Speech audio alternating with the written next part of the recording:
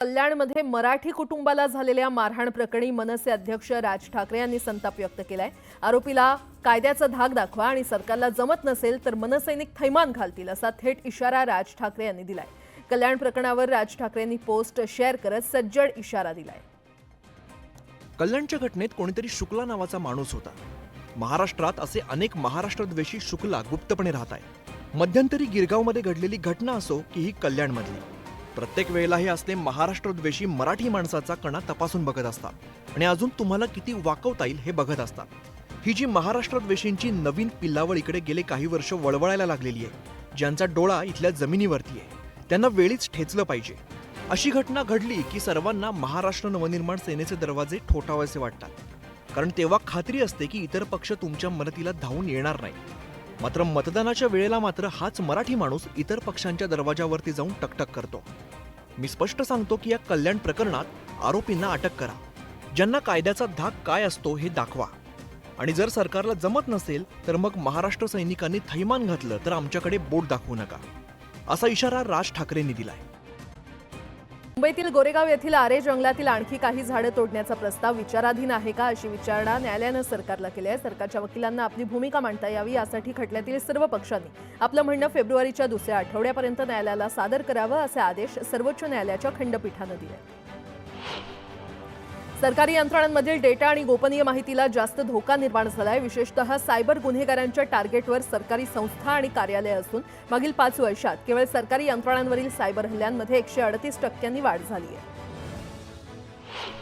मध्य रेल्वे मार्गावर 21 डिसेंबर आणि 22 डिसेंबरला CSMT ते कल्याण आणि कल्याण ते कर्जत या मार्गावर गर्डर टाकण्याचं काम करण्यासाठी ब्लॉक घेण्यात येणार असल्याची माहिती रेल्वे प्रशासनाकडून देण्यात आली आहे। त्यामुळे अप आणि डाऊन धीम्या आणि जलद मार्गावर 5व्या आणि 6व्या मार्गावर काम करेल। राज्य लोकसेवा आयोगाच्या म्हणजेच MPSC राज्य शासकीय सेवेतील विविध पदांच्या भरतीसाठीच्या कमाल वयोमर्यादेमध्ये 1 वर्षानं वाढ करण्याचा निर्णय शुक्रवारी राज्य सरकारनं घेतलाय। वयोमर्यादा ओलांडल्यानं नोकरीपासून वंचित राहण्याची चिंता लागलेल्या लाखो उमेदवारांना त्यामुळे मोठा दिलासा मिळालाय। राज्यात मोफत गणवेश योजनेच्या अंमलबजावणीची जबाबदारी शाळा व्यवस्थापन समितीकडे देण्यात येणार आहे। लाभार्थी योजनेअंतर्गत शाळा समितीकडे निधी दिला जाणार असून यामुळे विद्यार्थ्यांना शैक्षणिक सत्र सुरू होताच योग्य मापाचे गणवेश मिळणार आहेत। शालेय शिक्षण विभागाच्या या निर्णयामुळे राज्यातील 45 लाख विद्यार्थ्यांना लाभ होणार आहे। MMRDAनं पूर्व द्रुतगती महामार्ग ते BKC साठी आणखी एक पर्यायी रस्ता उपलब्ध केलाय। BKC कनेक्टर खालून जाणारा 180 मीटर लांबीचा रस्ता पूर्ण करण्यात आला असून सोमवारी वाहतुकीसाठी खुला केला जाणार आहे। ST महामंडळाच्या मुंबई सेंट्रल बस स्थानक परिसराच्या कॉन्क्रिटीकरणाचं काम 23 डिसेंबरपासून सुरू होत आहे आणि त्यामुळे प्रवाशांची गैरसोय टाळण्यासाठी मुंबई सेंट्रल बस स्थानकातून सुटणाऱ्या बाहेरील आगाराच्या बसच्या फेऱ्या पुढील 2 महिन्यासाठी परळ, दादर, कुर्ला आणि नेहरू नगर बस स्थानकातून सोडण्यात येणार आहेत। सरत्या वर्षाला निरोप आणि 2025 या नववर्षाच्या स्वागतासाठी तसंच नाताळ साजरा करण्यासाठी पर्यटकांनी रायगडला पहिली पसंती दिली आहे। हॉटेल आणि रिसॉर्टचं बुकिंग आताच हाऊसफुल झालंय। नव्या कांद्याची आवक वाढल्यानं मुंबई कृषी उत्पन्न बाजार समितीमध्ये देखील दर घसरण्यास सुरुवात झालेली आहे। 15 दिवसांपूर्वी 20 ते 50 रुपये किलो दरानं विकल्या जाणाऱ्या कांद्याचे दर हे शुक्रवारी 5 ते 28 रुपयांपर्यंत घसरले। किरकोळ मार्केटमध्ये देखील 20 ते 60 रुपये किलो दरानं विक्री होतीये। IIT मुंबई आणि जपानचे तोहोकू विद्यापीठ यांच्यामध्ये सामंजस्य करार झालाय। त्यानुसार या दोन्ही शिक्षण संस्था एकत्रितरित्या joint academic and research program राबवणार आहेत आणि त्यामुळे पदव्युत्तर, पदवी आणि PhDच्या विद्यार्थ्यांना दोन्ही शिक्षण संस्थांमध्ये शिकता येईल आणि दोन्ही शिक्षण संस्थांची पदवीही त्यांना मिळेल। विमानात वापरण्यात येणारं इंधन म्हणजेच टर्बाइन फ्युएल वस्तू आणि सेवा कराच्या कक्षेमध्ये आणण्याचा सरकारचा विचार असून जैसलमेर इथे होत असलेल्या GST परिषदेच्या बैठकीत यावर चर्चा होणार आहे। ATF हे रॉकेलचंच एक रूप असल्यामुळे त्याच्या निर्मितीसाठी लागणारे अधिकांश घटक आधीच GSTच्या कक्षेत आहेत। पुणे रिंग रोड लगत प्रस्तावित 2 ग्रोथ सेंटरमधील 117 गावांचा नकाशा महाराष्ट्र राज्य रस्ते विकास महामंडळानं जाहीर केलाय। याबाबत काही हरकती अथवा सूचना असल्यास त्या दाखल करण्यासाठी पुढील 60 दिवसांची मुदत MSRDCनं दिलेली आहे। 20 वर्षांपेक्षा जास्त आयुर्मान झालेल्या काळ्या पिवळ्या जीप टॅक्सीची नियमानुसार नोंदणी रद्द करणं आवश्यक आहे। ही वाहनं जप्त करण्याची कार्यवाही परिवहन विभागामार्फत सुरू करण्यात आली आहे। गणेश मूर्ती घडवण्यासाठी प्लास्टर ऑफ पॅरिसला पर्याय म्हणून शाडूची माती पुरवण्याची तयारी मुंबई महापालिकेने दर्शवली आहे। मात्र गणेशोत्सव मंडळांच्या उंच मूर्तींमुळे त्या घडवण्यावर येणारी मर्यादा आणि मूर्तीची सुरक्षितता तसंच हजारोंच्या संख्येनं असलेल्या घरगुती गणपतींमुळे तितक्या प्रमाणात शाडूची माती उपलब्ध होईल का असे प्रश्न मंडळांनी उपस्थित केले. पाचोरा तालुक्यातील कुऱ्हाड तांडा इथे कापसाला योग्य भाव मिळत नसल्यानं 56 वर्षीय शेतकऱ्यानं आत्महत्या केली आहे. कर्ज नापिकाला कंटाळून घरातच गळफास घेत शेतकऱ्यानं जीवन संपवलं. गेल्या 3 वर्षांपासून मालमत्ता कराची थकबाकी न भरणाऱ्या 200 लोकांच्या नावाच्या याद्यांचं फलक पालिकेकडून चौकाचौकात लावलं जाणार आहे. याचबरोबर थकबाकी वसुलीसाठी 12 पथकांची नियुक्ती करण्यात आली आहे. जळगावच्या 40 गावातील धुळे सोलापूर राष्ट्रीय महामार्गावरून शेतकऱ्यांचा वावर असणारा रस्ताच महामार्गानं बंद केलाय. त्यामुळे संतप्त शेतकऱ्यांनी महामार्गावर राडा करत रास्ता रोको आंदोलन केलं. नागपूरच्या हिवाळी अधिवेशनाचा शेवटचा दिवस आज आहे.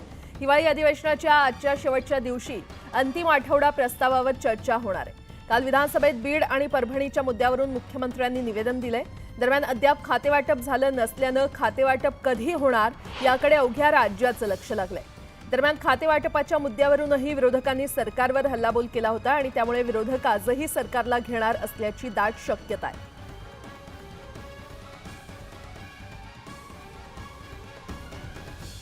बातमीपत्रामध्ये आता पाहणार आहोत सकाळच्या महत्त्वाच्या 100 बातम्या अतिशय वेगवान स्वरूपात. सुरुवात करूया. शिवसेनेमध्ये आता कुणीही नाराज नाही, त्यामुळे कुटुंबाप्रमाणे एकत्रित राहून काम करू असं वक्तव्य एकनाथ शिंदे यांनी केलंय. तर विजय शिवतारे, प्रकाश सुर्वे, नरेंद्र भोंडेकर यांची नाराजी दूर झाल्याचंही शिंदेंनी स्पष्ट केलंय. आदित्य ठाकरे यांनी मुख्यमंत्री देवेंद्र फडणवीसांची भेट घेतली आहे. मागील 4 दिवसात आदित्य ठाकरे आणि मुख्यमंत्री देवेंद्र फडणवीसांची दुसऱ्यांदा भेट झाली आहे. मात्र आमच्या भेटी मोजू नका असा खोचक टोला आदित्य ठाकरे यांनी लगावलाय.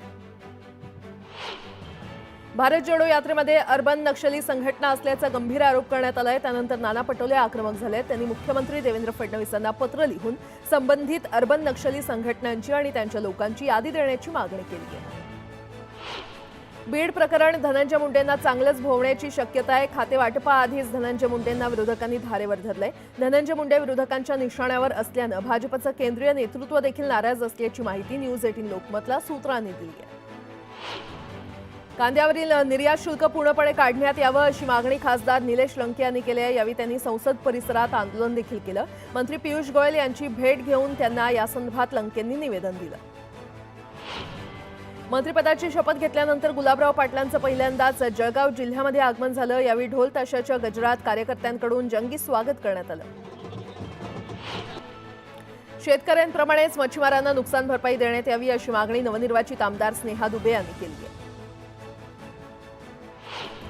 मुख्यमंत्री फडणवीसांनी विधिमंडळात दिलेली माहिती आणि परभणीतील प्रत्यक्ष परिस्थिती यामध्ये तफावत आहे असा आरोप सुषमा अंधारे यांनी फडणवीसांवर केला आहे.